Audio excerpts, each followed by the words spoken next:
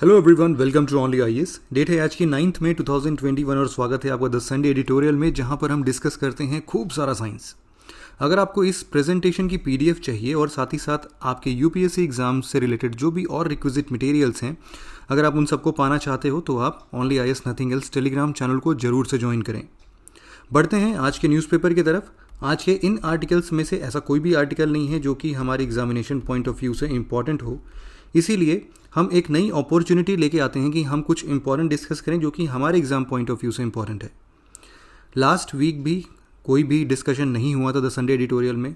उस दिन भी रीज़न यही था, रीज़न और भी थे, जैसे कि आप सबको पता है कोविड फेसेस में बहुत सारे लॉसेस हैं कई सारे लोगों की फैमिली में, तो कुछ इश्यूज सबके साथ होते हैं। तो फिलहाल उसको ड्रॉप करते हुए आज के जो डिस्कशन में हम शामिल कर रहे हैं वो है ब्लॉकचेन टेक्नोलॉजी। आप सबको पता है कि ब्लॉकचेन टेक्नोलॉजी अपने आप में इम्पॉर्टेंट है। बहुत सारे रीसेंट इवेंट्स हैं जो कि ब्लॉकचेन टेक्नोलॉजी से संबंधित हुए हैं, जिसके बेसिस पर एक फुल फ्लेजेड नॉलेज हमारे पास होना चाहिए अपने प्रीलिम्स और मेंस दोनों एग्जाम से रिलेटेड। तो पिछले 12-15 महीनों के न्यूज़ आर्टिकल्स को अगर हम देखते हैं तो उसमें 2-3 न्यूज़ आते हैं। सबसे पहला न्यूज़ ब्लॉकचेन टेक्नोलॉजी से इसलिए रहा क्योंकि एक ब्लॉकचेन टेक्नोलॉजी सेंटर खोलने की बात की गई थी। अब ये जो ब्लॉकचेन टेक्नोलॉजी सेंटर है ये खुल रहा है बेंगलुरु में। किसके द्वारा? एनआईसी के द्वारा। एनआईसी मतलब नेशनल इन्फॉर्मेटिक्स सेंटर। ये जो नेशनल इन्फॉर्मेटिक्स सेंटर है ये गवर्नमेंट के द्वारा 1976 में बनाई गई थी और इसका बेसिक काम ये है कि जो भी गवर्नमेंट है उसको टेक्नोलॉजी से थोड़ा लैश करना, साथ ही साथ ई गवर्नेंस इनिशिएटिव्स को थोड़ा और प्रमोट करना, या फिर जो भी रिसेंट के डेवलपमेंट्स हैं या फिर नई टेक्नोलॉजीज आ रही हैं उनमें हमारे गवर्नेंस या ई गवर्नेंस कैसे बेनिफिट ले सकती है, हम अपने पॉलिसीज़ को कैसे फॉर्मुलेट कर सकते हैं, उसमें एनआईसी गवर्नमेंट की हेल्प करती है। यहाँ पर दूसरा न्यूज़ जो हमारे सामने आया था वो आया था ब्लॉकचेन बिल ऑफ राइट्स से रिलेटेड। यहाँ पर बिल ऑफ राइट्स की बात हो रही थी। एक्चुअल में क्या हुआ था कि वर्ल्ड इकोनॉमिक फोरम की एक काउंसिल है जिसको हम लोग बोलते हैं world economic forum global blockchain council. तो ये जो जीबीसी है ग्लोबल ब्लॉकचेन काउंसिल, इन्होंने एक प्रेसिडियो प्रिंसिपल लॉन्च किया था। प्रेसिडियो प्रिंसिपल कुछ ऐसा नहीं है, नाम थोड़ा अजीब है बस। इसमें एक्चुअल में 16 प्रिंसिपल्स थे, ठीक है।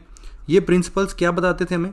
ये बोलते थे कि भाई देखो, अब नया टेक्नोलॉजी जब हमारे सामने आ रहा है ब्लॉकचेन टेक्नोलॉजी, तो हमें कुछ फाउंडेशनल वैल्यूज़ डिफाइन कर लेने चाहिए। आपको इतना पता हो अभी के पॉइंट ऑफ टाइम पर कि ब्लॉकचेन टेक्नोलॉजी बहुत ही ज़्यादा डिसेंट्रलाइज्ड है, ठीक है। इसको कोई भी एक पर्सन या फिर एक अथॉरिटी मैनेज नहीं करता है, ये सबके द्वारा मैनेज होता है। तो इस डिसेंट्रलाइज्ड टेक्नोलॉजी को अभी तक हमने कभी यूज़ नहीं किया है, आगे चल के इसका यूज़ बढ़ने वाला है। तो हम एक क्यों ना फाउंडेशनल वैल्यूज़ लेके चलें, तो उसी के लिए प्रेसिडियो प्रिंसिपल्स इन्होंने डिराइव किए थे ताकि हम आगे आने वाले भविष्य में इस डिसेंट्रलाइज्ड टेक्नोलॉजी से लैश वर्ल्ड को भी गाइड कर सकें, उसके बारे में बात हुआ था। ये है ब्लॉकचेन बिल ऑफ राइट्स, ठीक। तो समझते हैं ब्लॉकचेन टेक्नोलॉजी क्या होता है एक्चुअल में। उससे पहले एक छोटी सी इन्फॉर्मेशन, आज सुबह भी एक वीडियो रिलीज़ की गई थी लगभग 12:15 बजे। आप लोगों में से जिसने नहीं देखा था वो इसको अभी के लिए तो स्किप ना करें, मतलब स्किप तो आप कर ही दोगे, बट स्टिल ये एक ऐसा प्रोग्राम है ना जिसमें आप प्रीलिम्स और मेंस दोनों को एक साथ लेके चलते हो और डेली बेसिस पर लेके चलते हो। डेली बेसिस का मतलब ये है कि अगर आपको एक 8 महीने का फुल शेड्यूल दे दिया जाए और आपको हर एक दिन का टाइम शेड्यूल दे दिया जाए कि भाई आज तुम्हें इतना पढ़ना है, कल इतना पढ़ना है, परसों इतना पढ़ना है, और जितना आपने पढ़ा हो उससे रिलेटेड आपको 10 प्रीलिम्स के क्वेश्चन मिल जाए और एक मेंस का क्वेश्चन मिल जाए जिससे आपको लिखना होगा, तो अपने आप में काफ़ी सॉर्टेड प्रैक्टिस बेस्ड अप्रोच रहेगा आपका यूपीएससी के लिए। तो यही प्रोग्राम है IDMP integrated daily MCQ mains answer writing program. इसमें मंडे टू फ्राइडे तो आपको यही मिलेगा जो मैंने अभी आपको बताया, बट वीकेंड्स में थोड़ा सा एक और पुश आपको अपने आप को करना पड़ेगा, क्योंकि उसमें थोड़ा सा आपका ये जो वर्क लिमिट है वो बढ़ जाएगा।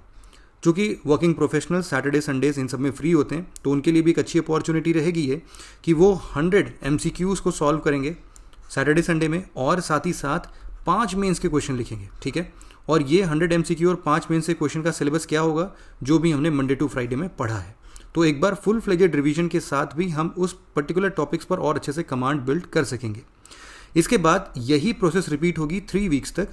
4th वीक में भी मंडे टू फ्राइडे तो सेम चलेगा, लेकिन जो 4th वीक का वीकेंड होगा उस वीकेंड में आपको 100 एमसीक्यूज़ तो मिलेंगे ही मिलेंगे, लेकिन 5 मेंस के क्वेश्चन की जगह पर आपको मिलेगा 20 मेंस का क्वेश्चन, जिसको हमारी एक्सपर्ट टीम प्रॉपरली इवेलुएट भी करेगी, ठीक है।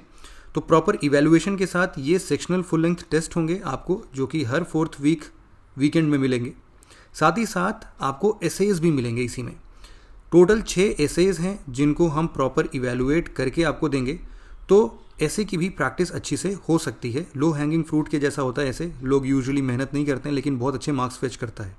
कुछ डाउट्स अभी तक जो आपके आए हैं हमारे पास, उसमें से ये है कि जो स्टडी मटेरियल यहाँ पर मिल रहा है क्या वो इंग्लिश और हिंदी मीडियम दोनों में अलग अलग होगा? बिल्कुल होगा। और साथ ही साथ क्या ये सारी चीज़ें जो मॉडल आंसर्स वगैरह हैं ये सब हिंदी में भी मिलेंगे? प्रीलिम्स के एक्सप्लेनेशन या प्रीलिम्स एमसीक्यू के जो एक्सप्लेनेशन है वो हिंदी में मिलेंगे, क्वेश्चंस हिंदी में होंगे? बिल्कुल सब कुछ हिंदी में होगा। ठीक है, यहाँ पर एक मेजर कंपोनेंट जो हमने छोड़ दिया वो ये है एनसीईआरटी से रिलेटेड। तो एनसीईआरटी का एक प्रॉपर मॉड्यूल जिसके अंदर सारे एनसीईआरटी वीडियो लेक्चर्स जो कि क्लास 6 से 12 तक के हर एक किताब को कवर करता है। साथ ही साथ इसमें लगभग 40+ बुक्स हैं जिनके टेस्ट आपको इंडिविजुअली इसमें मिल जाएंगे इन सब के अलावा भी। ठीक है, तो एक फुल फ्लेजेड प्लान है जिसको आप आराम से अवेल कर सकते हो। 31 में से ये स्टार्ट हो रहा है और फ़ी है इसकी क्वाड्रेंट 9, मतलब कि अप्रॉक्सीमेटली 10,000 आप बोल सकते हो, बट ₹1 कम है। ठीक है, ओके। तो इसमें हम टोटल क्या कवर कर रहे होंगे? 6000 जीएस के एमसीक्यूज़, 450 मेंस के क्वेश्चन और 320 सीसैट के एमसीक्यूज़, 6 एसेज और भी बहुत कुछ में एनसीईआरटीज़ वगैरह सब कुछ कवर हो रहा है। तो इन सबको अगर आप ज्वाइन करना चाहते हो तो आप dpp.onlyis.in पे जा सकते हो। 31 मई के पहले अगर आप ज्वाइन करते हो तो बेशक आपको एक अच्छी स्पीड मेंटेन करने में हेल्प मिलेगी। फिलहाल हम अपने डिस्कशन पर वापस से लौटते हैं और हम बेसिक डिस्कस करते हैं ब्लॉकचेन टेक्नोलॉजी की। तो यहाँ पे सबसे पहले हम समझते हैं कि ये ब्लॉकचेन आखिरकार होता क्या है। देखो, ब्लॉकचेन सिंपल एक डिजिटल लेजर है। लेजर वो लाइट फेंकने वाला नहीं, बल्कि बही खाते वाला लेजर जिसको हम बोलते हैं। इसके लिए आपको थोड़ा सा इमेजिन करना पड़ेगा गूगल स्प्रेडशीट को। गूगल स्प्रेडशीट कुछ नहीं है, online form of MS Excel है जिसमें ऐसे हॉरिजॉन्टल और वर्टिकल लाइंस होते हैं। आप सबने कहीं ना कहीं देखा ही होगा, और इनके बीच बीच में हम कुछ भी लिख सकते होते हैं, ऐसा भी है। तो आप कुछ 10 दोस्त हैं, ठीक है, उनके नाम क्रमशः ABCDEFGHIJ जैसे हैं। तो इन 10 दोस्तों की नौकरी लग गई, सबका सिविल सर्विस एग्जामिनेशन में सिलेक्शन फॉर्चुनेटली हो गया है। तो अब सबके पास खूब पैसा आ गया, लेकिन आप सबको पता है कि कभी ना कभी पैसों की ज़रूरत तो सभी को पड़ जाती है। इन सब ने बोला कि भाई हम क्या करते हैं कि किसी भी इन 10 दोस्तों में आपस में किसी को भी पैसों की ज़रूरत होगी ना, तो हम एक दूसरे की हेल्प कर देंगे, लेकिन कोई चीटिंग ना करे। हालांकि हमें भरोसा सब पे है, लेकिन चीटिंग ना करें उसके लिए हम क्या करते हैं, एक गूगल स्प्रेडशीट बना देते हैं। जब भी किसी को कोई भी पैसे देगा तो वो इसमें नोट कर देगा, और यही स्प्रेडशीट हम 10 लोग के साथ शेयर कर दो। तो सब ने अपनी अपनी ईमेल आईडी के साथ साथ इसको शेयर कर दिया। तो एक बार की बात है जब A ने D को कुछ पैसे दिए, ठीक है, मान के चलो ये पैसे थे 10 लाख रुपए। तो सब लोग एक मीटिंग करते हैं और A सबके सामने D को पैसे दे देता है, ठीक है। सबको पता चल गया, सभी लोग के सामने, आंखों के सामने हुआ है, तो इसीलिए A ने यहाँ पर चढ़ा दिया इस लेजर के अंदर कि मैंने D को 10 लाख रुपए दिए हैं। ये प्रूफ हो गया, और चूंकि यही चीज़ सभी के अकाउंट में रिफ्लेक्ट करेगा, तो अब इसमें कोई भी चेंजेस कोई करेगा ना, तो यूजुअली गूगल नोट करता है कि किस टाइम पर कौन से चेंजेस किसने किए हैं। तो इसीलिए वो आप कुछ कर नहीं पाओगे, उसमें कुछ भी चेंजेस करोगे ना तो वो तुरंत के तुरंत पता चल जाता है कि हाँ इन्होंने इस टाइम पर इस कॉलम को, इस सेक्शन को चेंज किया है। तो बड़े पंगे हो जाएंगे, कोई चेंज तो कर ही नहीं पाएगा। इसीलिए ये बिल्कुल फुल प्रूफ प्लान है कि अब इसमें कोई धोखेबाजी कर ही नहीं सकता है, ये डेटा को मैनिपुलेट नहीं किया जा सकता। अब यहाँ पर जो एक इन्फॉर्मेशन लिखी गई ना कि A ने ये इन्फॉर्मेशन लिखा D के लिए कि मैंने D को 10 लाख रुपए दिए हैं, ये एक इन्फॉर्मेशन है जिसको हम लोग ब्लॉकचेन की लैंग्वेज में ब्लॉक्स बोलते हैं, ठीक। अब इसी तरीके से कुछ और भी आगे के टाइम पर कुछ और भी लोग किसी और को पैसे देंगे। तो इस तरीके से क्या होगा कि सबकी सहमति के साथ साथ इसमें नए नए इन्फॉर्मेशंस ऐड होते जाएंगे और उनका एक चेन बन जाएगा। ये इन्फॉर्मेशन का चेन बनना मतलब ब्लॉक्स का चेन बनना है, और इसी को हम लोग बोलते हैं ब्लॉकचेन। तो जैसा कि अभी तक हमने समझा, ब्लॉकचेन क्या है, एक प्रकार का डिसेंट्रलाइज्ड लेजर है। डिसेंट्रलाइज मतलब किसी एक लोग के पास केंद्रित नहीं है, बल्कि कई सारे लोगों के पास है, ठीक है। और कोई भी चेंज इसमें सभी के चेंज के बराबर होगा। तो ये एक पीयर टू पीयर नेटवर्क है जिसको हम लोग शॉर्ट फॉर्म में P2P नेटवर्क भी बोलते हैं, ठीक है।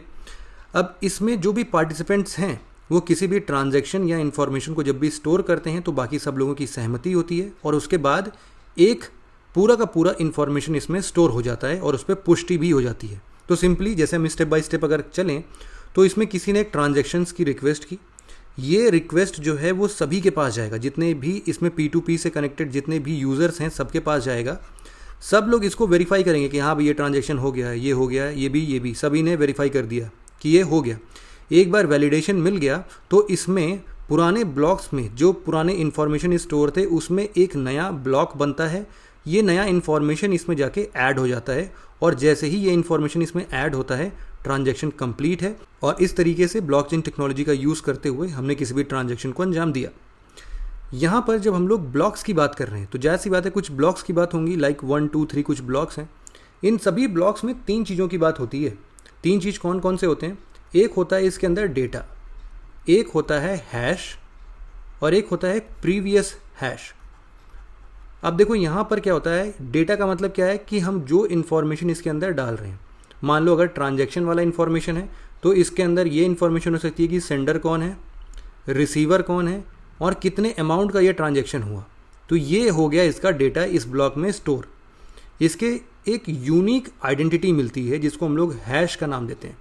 ये सिमिलर है आपके फिंगरप्रिंट जैसे कि जितने इंसान उतने नए नए फिंगरप्रिंट, इस तरीके से जितना डेटा उतने नए नए हैश। ये ऑटोमेटिकली जनरेटेड हैश होता है और इस हैश में इसके पुराने वाले ब्लॉक का भी हैश कनेक्टेड है तो उसको प्रीवियस हैश बोलते हैं। ठीक है, जस्ट से कि ये सेकेंड नंबर का है। ठीक है, सेकेंड नंबर में ये जो ब्लॉक है इसमें कुछ इन्फॉर्मेशन है। इन्फॉर्मेशन को मान लीजिए हम लोग सेंडर, रिसीवर और अमाउंट के नाम पर स्टोर करते हैं। इसका हैश 6BQI है और प्रीवियस जो इसका हैश था, मतलब इस वाले ब्लॉक का यहाँ पर हैश इसके साथ स्टोर है। तो एक लिंक के साथ ये सब कनेक्टेड हो गए। सिमिलरली 2 से 3 भी इसी वे में कनेक्टेड है। तो आप देख रहे हैं कि हर एक आगे वाले ब्लॉक में उसके पिछले वाले ब्लॉक का प्रीवियस हैश अटैच्ड है। ठीक है, इतनी बात समझ में आ गई। अब क्या होगा कि मान लो कोई टेम्पर करना चाहे इस इंफॉर्मेशन में। मैंने बताया कि फिंगरप्रिंट है, अगर फिंगरप्रिंट को ही बदल दिया जाए तो इंसान नहीं बदल जाएंगे। सिमिलरली यहाँ पर अगर इन्फॉर्मेशन के साथ कोई भी छेड़छाड़ की गई तो ये हैश बदल जाएगा। और इसके हैश को बदलने के लिए अब आप कहोगे अरे ये हैश बदल गया, इसके आगे वाले चेन में भी जो प्रीवियस हैश लिखा है ना उसको भी बदल देते हैं ताकि कोई पता ना कर पाए कि मैंने क्या किया। आपने SRA चेंज किया, डिजिटल डेटा जो भी था इसके अंदर वो चेंज किया, उसके चेंज होने से इसका हैश चेंज हो गया। इसके हैश चेंज होने के साथ साथ अब इसका जो लिंकेज इसके आगे वाले बॉक्स के साथ था वो भी बदल गया। तो यहाँ पर प्रीवियस हैश आपने चेंज किया, इस प्रीवियस हैश को जैसे ही आपने चेंज किया इसका भी हैश चेंज हो गया। फिर आगे के क्रम में ऐसे किया और आप पूरे चेन में हर एक डेटा को जब तक चेंज नहीं करोगे तब तक आप किसी भी डेटा के साथ कोई छेड़छाड़ नहीं कर सकते हो। और यही एक रीज़न है कि इसको हम लोग बोलते हैं हैक प्रूफ। इसको कोई हैक नहीं कर सकता है। ठीक है, तो ब्लॉकचेन टेक्नोलॉजी इसी तरीके से बहुत इंपॉर्टेंट है। देखो अभी तक हम लोग जब भी ब्लॉकचेन टेक्नोलॉजी का नाम सुनते हैं तो हमारे दिमाग में केवल एक ही बात आती है जो है क्रिप्टो करेंसी के बारे में। लेकिन देखो क्रिप्टो करेंसी एक प्रकार का केवल एप्लीकेशन है इसका। बात करें ब्लॉकचेन टेक्नोलॉजी किसने इन्वेंट किया था तो फिलहाल ये उतना इंपॉर्टेंट नहीं है। एक नाम है सतोशी नाकामोटो, लेकिन ये एग्जिस्ट भी करते हैं कि नहीं इसका किसी को कुछ पता नहीं है। 2008-9 में इन्होंने इसको बिटकॉइन के लिए यूज़ किया था। ठीक है, तो ये इंपॉर्टेंट नहीं है। इंपॉर्टेंट ये है कि ब्लॉकचेन टेक्नोलॉजी एक्चुअल में हम और कैसे समझ सकते हैं। देखो हमें पता है कि 90s के दौर में एक नया टेक्नोलॉजी आया था जिसका नाम था इंटरनेट। इंटरनेट में सबसे पहला काम हमने क्या किया था, हमने लोगों को मेल भेजना स्टार्ट किया था, ईमेल जिसको हम लोग बोलने लगे। और हम उसी में खुश हो गए थे कि भाई बैठे बैठे अब चिट्ठी भेजने की ज़रूरत नहीं, ना कबूतरों की ज़रूरत है, किसी चीज़ की ज़रूरत नहीं, ना पोस्टमैन की ज़रूरत है, बैठे बैठे यहाँ से दूसरे को चिट्ठी भेज दो। कितनी नई बात थी, लोग एकदम चकित रह गए भाई इंटरनेट का क्या यूज़ है। लेकिन आगे चल के क्या हम केवल मेल भेजने के लिए इंटरनेट का यूज़ करते हैं? हमारे कितने साइट्स बन गए, इवन हम यूट्यूब में वीडियो देख रहे हैं, कितने एप्लीकेशंस ऑनलाइन डेवलप हो गए। हम लोग देखते हैं इस पे हम लोग चैट करने लगे, WhatsApp, Facebook, Twitter, Skype, video chatting करने लगे और पता नहीं क्या क्या इंटरनेट का यूज़ हम लोग करने लगे। ये काम इंटरनेट की टेक्नोलॉजी का था। तो आप समझो कि इंटरनेट की टेक्नोलॉजी को जिस हिसाब से हमने सबसे पहली बार यूज़ करने के लिए मेल निकाला था, उसी हिसाब से ब्लॉकचेन टेक्नोलॉजी अपने आप में एक बहुत बड़ी टेक्नोलॉजी है। इसका केवल एक हिस्सा यूज़ करके हमने बिटकॉइन यूज़ करना यूज़ किया है।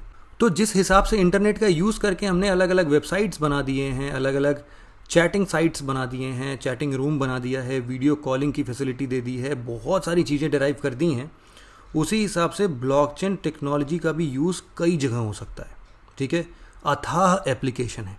इसीलिए यूपीएससी अगर गलती से भी ब्लॉकचेन टेक्नोलॉजी का एप्लीकेशन आपसे पूछे तो आप कभी भी टशन में मत आ जाना कि मैंने तो पढ़ा ही नहीं है ब्लॉकचेन टेक्नोलॉजी का ये एप्लीकेशन, ये तो नहीं होगा। नहीं, अनगिनत एप्लीकेशंस हैं, तो आप सब में ऑल ऑफ द अबव लगा के ही आओगे, ठीक है। क्योंकि जो एग्जामिनर है ना, उसको भी नहीं पता होगा कि ब्लॉकचेन टेक्नोलॉजी का क्या यूज़ नहीं हो सकता है आगे चल के। तो सिंपल आप ये चीज़ समझ गए ना कि ब्लॉकचेन टेक्नोलॉजी अपने आप में बहुत बड़ी टेक्नोलॉजी है, जिसका यूज़ हम लोग अभी केवल बिटकॉइन में कर रहे हैं। हालांकि इसका यूज़ अब और भी बहुत सारी जगहों पर हो रहा है। इन्फॉर्मेशन गैदर करने के लिए हम लोग आगे बात कर रहे हैं कि रियल इस्टेट में इसको यूज़ करेंगे, और भी बहुत सारे एप्लीकेशंस हैं सिक्योरिटी पर्पस के लिए या फिर ऑनलाइन वोटिंग के लिए हम लोग इसको यूज़ कर सकते हैं। इन सबको आगे भी डिस्कस करेंगे। फिलहाल internet technology versus blockchain technology की बात करते हैं। देखो, इंटरनेट टेक्नोलॉजी अपने आप में एक रिवॉल्यूशन था उस टाइम पर, और उसको अब हम यूज़ भी कर चुके हैं। फर्स्ट जनरेशन ये जो डिजिटल रिवॉल्यूशन का था वो इंटरनेट टेक्नोलॉजी का था, जिसमें हम लोग इन्फॉर्मेशन के नाम पर केवल आदान प्रदान करते थे। वेबसाइट से भी हम लोग क्या, यूट्यूब से भी क्या दे रहे हैं हम लोग, इन्फॉर्मेशन ही तो शेयर कर रहे हैं। वीडियो के थ्रू मैं आपको पढ़ा रहा हूँ तो ये इन्फॉर्मेशन की शेयरिंग हो गई। वेबसाइट के थ्रू आप कोई भी चीज़ पढ़ते हैं वो इन्फॉर्मेशन की शेयरिंग हो गई। मेल भेजते हैं, इन्फॉर्मेशन शेयरिंग है।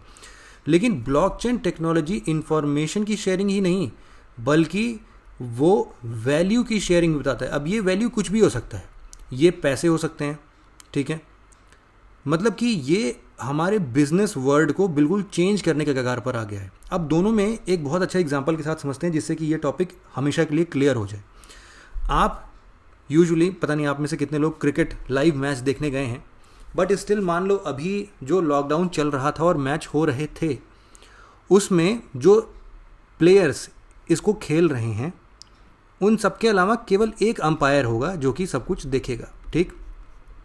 उन सब ने वोट किया, एक अंपायर को बुलाया कि भाई आप अपने मन में सारे कैलकुलेशंस करते जाओगे, कौन आउट हो रहा है, कौन कितने रन बना रहा है, कितने बॉल किसने फेंक दिए हैं, वो सारी चीज़ें, मतलब कितने विकेट हो गए, कितने रन बने हैं, कितने बॉलिंग हो गई, कितने ओवर हो गए, वो सारी चीज़ें आप काउंट करोगे और बाद में जब भी हम पूछे तो हमें बता देना। बोला ठीक है, कर देते हैं। इसके लिए इन्होंने इसको कुछ पैसे वैसे दिए सब ने मिल के कि चलो ठीक है आप अंपायरिंग कर दो। अब अंपायरिंग कर रहा था, अंपायरिंग करते करते इस अंपायर को बहुत तेज़ी से प्यास लगा, भूख लगा। इसने बोला कि भाई मुझे बढ़िया खाना वाना खिलाओ, आगे अंपायरिंग तभी होगी। सबने बोला अब सारा डेटा तो इसी के पास है, हमें पता भी नहीं है किसने कितना रन बनाया है, कितनी विकेट गिरे हैं, हमने कैलकुलेट तो किया नहीं था, तो चलो इसको खिलाना तो पड़ेगा। खिला दिया, फिर करने लगा, लेकिन तब से इसकी तबीयत बहुत ख़राब हो गई और ये हॉस्पिटल में एडमिट हो गया। अब क्या हुआ, पूरा का पूरा डेटा लॉस हो गया, मैच बंद हो गया। क्यों? क्योंकि अंपायर जिसके पास सारे रिकॉर्ड्स थे वो तो चले गए। ये अंपायर यहाँ पर इंटरनेट है। यहाँ पर क्या होता है, इंटरनेट टेक्नोलॉजी में हम किसी एक पर्टिकुलर अथॉरिटी को ये काम देते हैं कि आप सारा डेटा स्टोर करोगे, ठीक है, और आप ही बाद में हमें जब ज़रूरत होगी तो दे भी देना, मतलब वो डेटा हमें फीडबैक दे देना, जस्ट लाइक दिस मैच।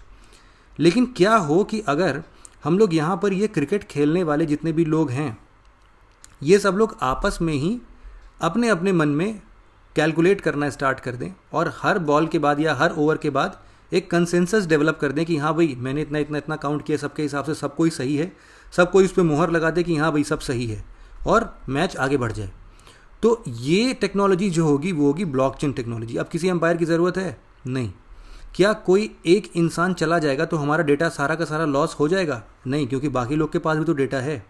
क्या कोई एक इंसान, मान लो इस टाइम पर ऐसा होता कि कोई एक बैट्समैन गया इस अंपायर को, उसने अलग से कुछ पैसे दिए और बोला कि मुझे आउट मत देना, तो ये अंपायर बायस्ड हो गया इसके लिए। लेकिन क्या ये चीज़ यहाँ पर चल पाएगी? क्या नहीं चल पाएगी। इसीलिए इसको हम लोग हैक प्रूफ बोल रहे हैं कि यहाँ पर डेटा को हम लोग छेड़ नहीं सकते हैं, कुछ भी जो है सो है, क्योंकि वो सबके द्वारा मोहर लगाए जाने पर ही एक नया ब्लॉक ऐड होगा, ठीक है। तो इस तरीके से आप दोनों में डिफरेंस समझ सकते हो कि इंटरनेट टेक्नोलॉजी और ब्लॉकचेन टेक्नोलॉजी में क्या डिफरेंसेस हैं। यहाँ पर P2P नेटवर्क का यूज़ करना अपने आप में इस पूरे सिस्टम को हैक प्रूफ बनाना है, फुल प्रूफ बनाना। अभी तक जो हम बार बार पीयर टू पीयर नेटवर्क बोल रहे थे, देखो सिस्टम एक्चुअल में आपस में कनेक्टेड होते हैं इसमें, ठीक है। जिसको नहीं समझ में आया तो इस डायग्राम से इसको समझ जाएगा। अब इसमें कोई भी एक वैल्यू में चेंज होगा ना, तो वही सेम वैल्यू इन सब जगह पर चेंज हुए रिफ्लेक्ट होंगे, तो इसीलिए कोई भी छेड़छाड़ नहीं कर सकता। इसी को बोलते हैं पीयर टू पीयर नेटवर्क। अगला टॉपिक हमारा इसके एप्लीकेशन से संबंधित है कि आगे आने वाले फ्यूचर में हम कौन कौन से ऐसे एरियाज़ हैं जहां पर हम देख सकते हैं कि उन्होंने ब्लॉकचेन टेक्नोलॉजी का यूज़ करके वो एरियाज़ को और ज़्यादा सिक्योर बनाया। उसमें से एक ऐसे एरिया सबसे तेज़ी से आगे बढ़ रहे हैं जिसमें कॉन्ट्रैक्ट्स की बात होती है। क्योंकि हम यहाँ पर अकाउंटेबिलिटी की बात करते हैं, यहाँ पर हम ट्रांसपेरेंसी की बात करते हैं। तो जहाँ पर भी कॉन्ट्रैक्ट्स होंगे, सबसे अच्छा एग्जांपल है रियल इस्टेट का। मान लो शाहरुख खान का घर है मन्नत, ठीक है, लेकिन किसी को पता नहीं है कि मन्नत शाहरुख खान का ही है कि अमिताभ बच्चन का भी हो सकता है, सलमान खान का भी हो सकता है, किसका है।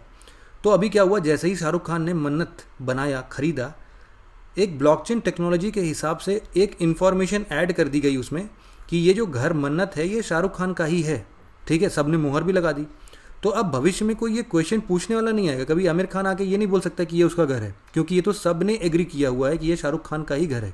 तो ये फुल प्रूफ है कि नहीं, कोई चीटिंग नहीं हो पाएगी इसमें। तो रियल इस्टेट, कंस्ट्रक्शन, या फिर जैसे आप समझो कि सेम चीज़ आप कॉपीराइट इश्यूज़ पर लगा सकते हो, या फिर जिसमें आप कुछ कलेक्ट करो। मान लो कि आपने एक म्यूज़िक की डायरेक्टरी बनाई, ठीक है, आपको म्यूज़िक बहुत पसंद है, आप नई नई म्यूज़िक बनाते जाते हो, तो आपने म्यूज़िक बनाई, अपडेट की और उसको यहाँ पर लिख दिया। यहाँ पर इन्फॉर्मेशन सबने उसको सुना, मुहर लगा दी कि बहुत बढ़िया म्यूज़िक है भाई, ये आपके नाम पर ही रहेगी। मान लो AR रहमान ने ऐसा कर दिया, तो AR रहमान की म्यूज़िक अब अपने आप में यहाँ पर सेव्ड है, अब इसको कोई बदल नहीं सकता। कभी भी कल को आतिफ असलम आके ये नहीं बोल सकता कि ये मेरी म्यूज़िक है, ठीक है। तो इस तरीके से हम कुछ भी चीज़ों को सिक्योर करना चाहते हैं जिसमें कई सारे लोगों की सहमति हो, कुछ कॉन्ट्रैक्ट्स हो, उन सब जगहों पर ब्लॉकचेन टेक्नोलॉजी का यूज़ कर सकते हैं। Even in the field of insurance हो गया, या फिर कोई भी डिस्प्यूटेबल फैक्टर्स कहीं पर आते हैं, कोई कॉन्ट्रैक्ट्स हैं जहाँ पर कुछ चीज़ें अपडेट करनी होती है रेगुलर बेसिस पर, उन सब जगहों पर जहाँ पर इंटरमीडियरीज़ की, बिचौलियों की ज़रूरत पड़ती है, उन सब जगहों पर इसको हम यूज़ कर सकते हैं और पूरे सिस्टम को ट्रांसपेरेंट बना सकते हैं। इसके अलावा सप्लाई चेन मैनेजमेंट में हम इसका यूज़ देख सकते हैं। बिल्कुल शुरुआत से लेकर नीचे तक कौन कौन इस सप्लाई मैनेजमेंट में क्या क्या काम कर रहा है, उन सब की पुष्टि होगी। तो इसीलिए एक बहुत अच्छे एसेट को प्रोटेक्ट करना, कहीं पर भी बीच से कोई कंपोनेंट निकाल के लेके भाग गया, चोरी कर लिया, वो सारी चीज़ें इससे हो नहीं पाएंगी। एसेट प्रोटेक्शन मैंने आपको बताया ही कि म्यूज़िक वगैरह भी सेव हो जाएंगे इसमें। पर्सनल आइडेंटिफिकेशन एक बहुत बड़ी चीज़ है कि आप मान लो मूवी देखने जाते हो, वो मूवी रेटेड थी 16+ की, ठीक है, लेकिन आप अभी मान लो 10 साल के हो और आप जाते हो, तो एक लिमिटेड इन्फॉर्मेशन का सबको एक्सेस भी दिया जा सकता है। यहाँ पर आपने जैसे ही अपनी टिकट दिखाई, उस टिकट पर जो नाम था या फिर कोई एक आइडेंटिफिकेशन नंबर था जिससे कि उस टिकट चेकर ने तुरंत देख लिया कि आपकी उम्र तो 10 साल ही है, आप अंदर नहीं जा सकते। तो ये जो एक सेंट्रलाइज्ड आइडेंटिफिकेशन है वो भी यहाँ पर आ सकता है। इवन यहाँ पर एक बहुत बड़ा सोल्यूशन है ऑनलाइन वोटिंग का। हमें पता है कि वोटिंग हमेशा टेम्पर हो जाती है, या फिर किसी न किसी तरीके से लोग एलिगेशंस लगाते हैं। उस पूरे सिस्टम को ट्रांसपेरेंट बनाने के लिए भी ब्लॉकचेन टेक्नोलॉजी का हम अच्छे से यूज़ कर सकते हैं। पेमेंट प्रोसेस को आप सबको पता ही है कि बिटकॉइंस वगैरह में हम लोग काफ़ी अच्छे से देख रहे हैं। बिटकॉइन और इन सब में एक अच्छी बात यह है कि इसको कोई रेगुलेट नहीं करता है, क्योंकि ये डिसेंट्रलाइज्ड है। ना ही गवर्नमेंट रेगुलेट करता है, ना ही कोई प्राइवेट अथॉरिटी रेगुलेट करता है, इसको लोग रेगुलेट करते हैं। तो इसीलिए यहाँ पर कोई टेंशन नहीं है, कोई इसको कभी भी रूल्स रेगुलेशंस चेंज नहीं कर सकता, क्योंकि कंसेंसस बिल्ड होगा। ये सब कोई सहमत दिखाएगा अपनी, तभी चेंज हुआ कुछ, ठीक है।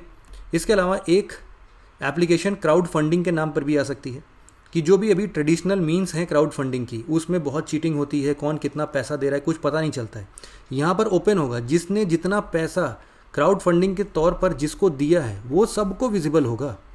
तो हम लोग अभी वोटिंग्स में देखते थे, या फिर पॉलिटिकल पार्टीज़ की फंडिंग की बात हो जाए, तो उन सब जगहों पर भी हम इसको अच्छे से यूज़ कर सकते हैं। बहुत ट्रांसपेरेंट है ये। लेकिन इस अच्छी अपॉर्चुनिटीज़ के साथ कुछ डिसएडवांटेजेस भी आते हैं। हम सब ने ये पढ़ लिया कि चलो भाई डिसेंट्रलाइज्ड है तो सबकी आइडेंटिटी रिवील हो जाएगी, कोई टेंशन नहीं है। ये इनफॉर्मल इकोनॉमी को एक्सप्लॉइट नहीं कर पाए, क्योंकि सभी के बीच में ये रहेगा, मिडिल मैन को हटा देगा। जो भी हमारा ट्रांजैक्शंस था वो और सिक्योर है, और चूंकि ये बिचौलिए नहीं है तो हमारी हो सकता है कि ये जो भी हम अभी तक जिस एरिया में इसको यूज़ करते हो वो सस्ती हो जाए, ठीक है। लेकिन साथ ही साथ इनके कुछ डिसएडवांटेजेस भी आते हैं।